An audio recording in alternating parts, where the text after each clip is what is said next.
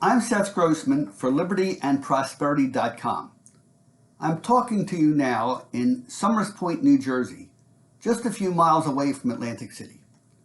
I'm here to tell you about a young man who came from this town a little over 200 years ago and who died in Tripoli, North Africa, in a forgotten war called the Barbary War on September 4th, 1804. And the events of that war are so similar to the war that we just lost in a very humiliating and dangerous way just during the past weeks, that it's worth talking about Richard Somers in connection with that war. Now, because Richard Somers died on September 4th, the people of Somers Point get together at a statue and park in his honor to talk about the story and the young men who fought and died with him in that forgotten war. Now, the Barbary Wars, what were they about? Well, very similar to what got us into the wars in Iraq and Afghanistan. America was a very peaceful country after we won our independence. We declared our independence on July 4th, 1776.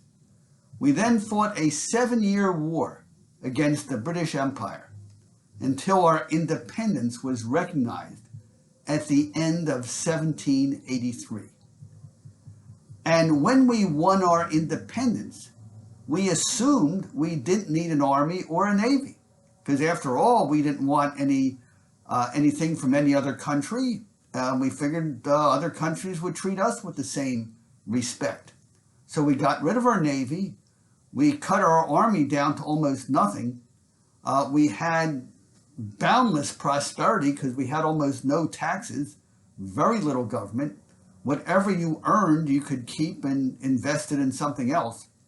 Most people who started out broke when they were in their teens were living comfortable middle-class lives by their mid-20s. But we got a very unpleasant surprise within 6 months after we won our independence. You see, Americans love to sail ships all over the world. Even a small town like Somers Point would build ships and they would sail to Europe, Africa, China, India. They'd go over the whole world. And why? Because it was profitable. You see, they could have just sailed their ships to England and sold their goods there at a lower price and let the English make profits selling American goods around the world. But America wanted to cut out the middleman and sail our ships directly to places like Spain and Portugal and Italy and France. And that's where we ran into problems with folks called the Barbary pirates. Except they weren't pirates. They were Islamic. They were part of what was called the Turkish or Ottoman Empire that dominated the entire Mediterranean. And what happened is, within months after we won our independence, within months after we were no longer part of the British Empire, we were attacked. Our ships would be attacked by these warships from these 4 North African kingdoms. Algiers, Tunis, Tripoli, and I forget what the Morocco, I think, was the other one. So when that happened, we had our ambassadors in Europe were scrambling to find out what was going on and what we could do to stop it. So basically, John Adams was our ambassador to England. Thomas Jefferson was ambassador to France. And when they spoke to the Europeans, they were told, look, you could fight these Barbary kingdoms if you want, but it's a lot cheaper to just pay them off and they'll leave you alone. But we'll let you talk to them directly. So in March of 1785, Thomas Jefferson and John Adams met in London with the ambassador for these Barbary kingdoms and basically said, why are you attacking us? We've done nothing to you. We're not even a Christian country. We're not part of the Crusades. Why are you doing this to us? And the ambassador gave a very matter-of-fact answer. He said, look, we believe in the Prophet Muhammad. You don't. And because you don't believe in our prophet, according to our Koran, you are sinners, and it's our obligation to fight you and to enslave you unless you pay us tribute and recognize that our prophet is superior. So, of course, Thomas Jefferson, John Adams, they were astonished by that. Thomas Jefferson was so astonished, he went out to the streets of London and bought himself an English translation of the Koran, which, of course, went into his library. When Thomas Jefferson died, he left his library to Congress. That's how the Library of Congress got started. That's how the Koran ended up, or the Thomas Jefferson Koran ended up in the Library of Congress. But anyway, after that meeting with the ambassador for those North African Islamic states, Thomas Jefferson and John Adams asked Congress, they said, look, we recommend that we pay for warships to fight these people and protect our citizens. Because if we don't, if we pay them, they're only going to get bolder. They're going to buy more weapons. They're going to buy more soldiers and sailors, and then they will demand even more. However, the response that Jefferson and Adams got from Congress was, look, they didn't have a constitution at that time. Congress had no power to force the states to pay money. And of course, the states that didn't have a lot of ships didn't want to pay money for a navy for the ones that did. And what happened was Congress instructed Jefferson and Adams to make the best deals they could, and America would pay the ransom and the tribute to get these kingdoms to stop attacking our ships. And by the way, they would attack our ships. They'd seize the ships, seize the cargo, and sell the passengers and crew into slavery. And it was very hard for Americans, even though we probably had the best ships in the world, if the wind didn't blow, the ships couldn't move. But the warships of these North African kingdoms, they had galley slaves that would row the boats and overtake the Americans. So anyway, the Americans paid the ransom like the Europeans did. And in fact, for the next 15 years, basically 10% of the federal budget was paid as bribes to these North African kingdoms. And finally, after 15 years, America said enough is enough. Thomas Jefferson became president in 1801. He sent we paid money for a navy. Richard Summers was one of the first to join, and at the age of 20. And by age 23, he was in command of a warship, the Nautilus, with a crew of 107 sailors. And he sailed over to the Mediterranean and with no navigation equipment. And just a tremendous achievement for somebody who was 23 years old. Of course, America was a very different place back then. Richard Summers, like most Americans, completed his education in 8 grades. So he finished school at age 16, mastered his trade, which was being a sea captain by age 18 or 19, joins the Navy at age 20 in command of a major warship at age 23. That's how it was. And so the Americans then fought the North African kingdoms, and in battle after battle, they were successful where the Europeans had not been successful. That's a whole story in itself, that how the Americans won those battles. And sadly, Richard Summers was killed in one of those battles on September 4th, 1804. But the Americans won the ultimate victory. All 4 of the Islamic kingdoms said that Americans could now sail freely there without having to pay ransom or tribute. We were left alone. We won the respect of the Islamic world.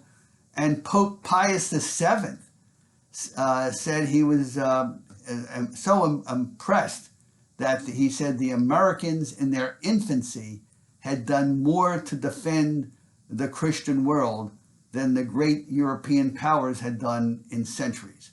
So, and the song Columbia, the Gem of the Ocean, was written to celebrate that success.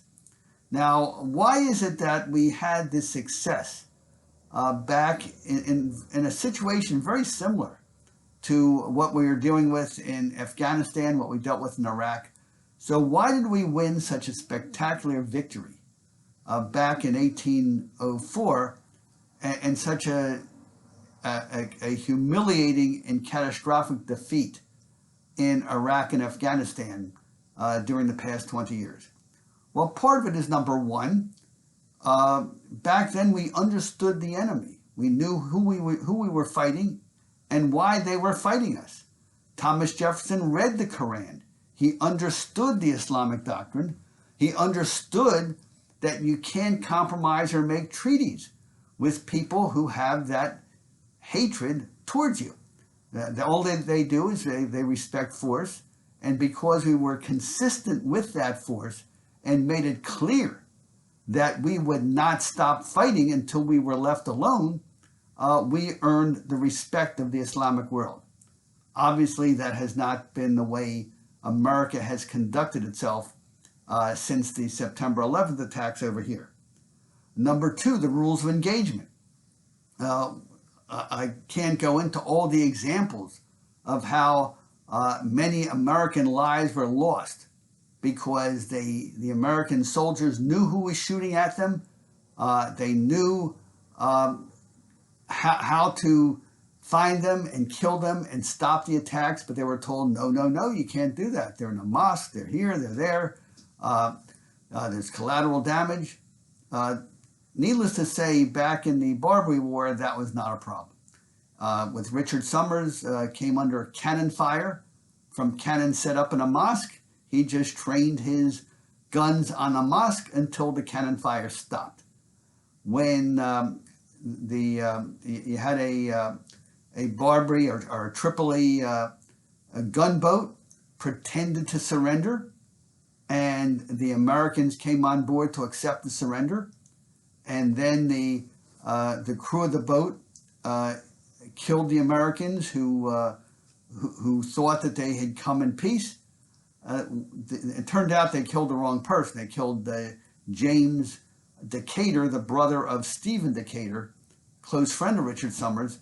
So Stephen Decatur got together his own gunboat, tracked down the gunboat that had violated their surrender agreement, and he killed the captain and everybody on board except for one or two to give the message back that Americans are not to be messed with that way.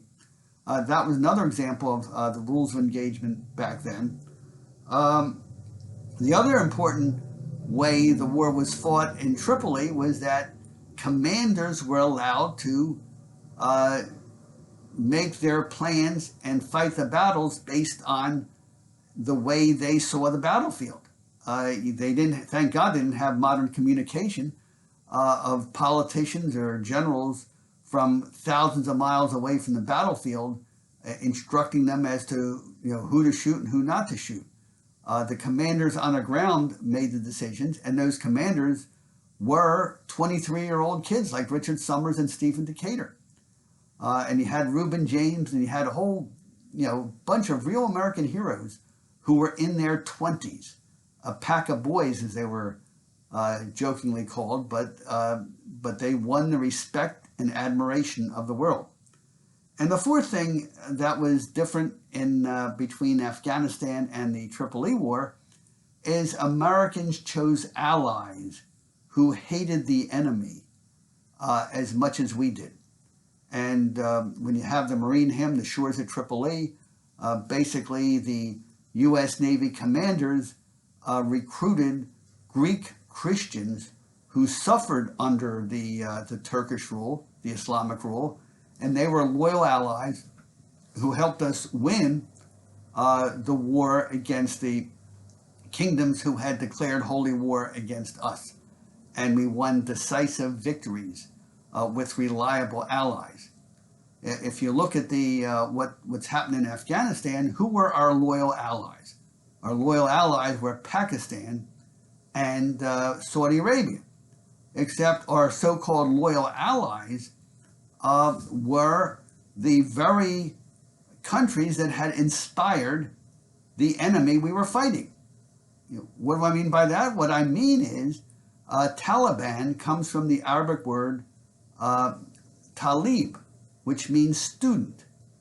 And Taliban, the students, what were they studying? They were studying the Koran, and they were studying the what they call the Hadith and the Sunnah, which gives the Islamic doctrine. And there's a big difference between reading the Bible and reading the Koran, because you see, when you read the Bible, Jews and Christians have a tradition of knowing that there's progress. So if we read in the Bible about people, smiting Philistines or smiting Canaanites, it's the Jewish and Christian tradition. Well, yeah, God wanted people to do barbaric things in barbaric times, but we believe in progress. In fact, Jews and Christians are constantly saying, what would Jesus do today? What would Moses do today? But it's completely different in Islam. Islam, the Prophet Muhammad is the last prophet. And what he said 1,400 years ago is the doctrine that everybody must follow. And if somebody says, well, what would Muhammad do if he were around all these nice Christian people today? He probably won't want to go to war with him. See, if you do something like that, there's a term for it. You're an apostate, because you're making yourself a prophet, and you can't have any other prophet after Muhammad. So you are to be instantly killed if you do that. So anyway, the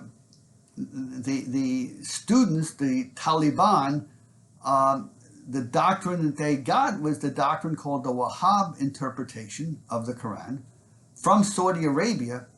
And I never even realized this till I started studying Richard Summers, but through a twist of, fate, one of Wahhab in Saudi Arabia, one of his most loyal disciples was a guy who came from India and basically established a religious tradition of Pakistan.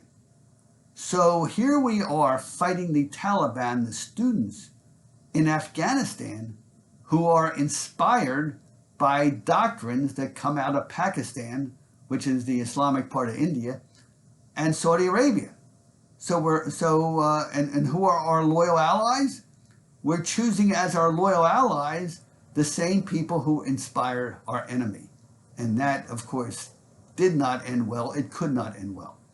Anyway, remarkable story. I'm only touching on it, but I'd like to invite you to hear the rest of that story in Summers Point on September 4th at 9 o'clock. There's a statue, there's a mural, there's a park dedicated to Richard Summers at 801 Shore Road in Summers Point. That's the corner of New Jersey Avenue and Shore Road, and it's right by the library there. So come there for the storytelling and the ceremony, and then we have a fundraising breakfast right afterwards around 10 o'clock at Sal's Cafe at 501 Shore Road, 501 New Road, Groveland Avenue and New Road in Summers Point. Thank you for your time. Get the details at libertyandprosperity.com, libertyandprosperity.com. Thank you.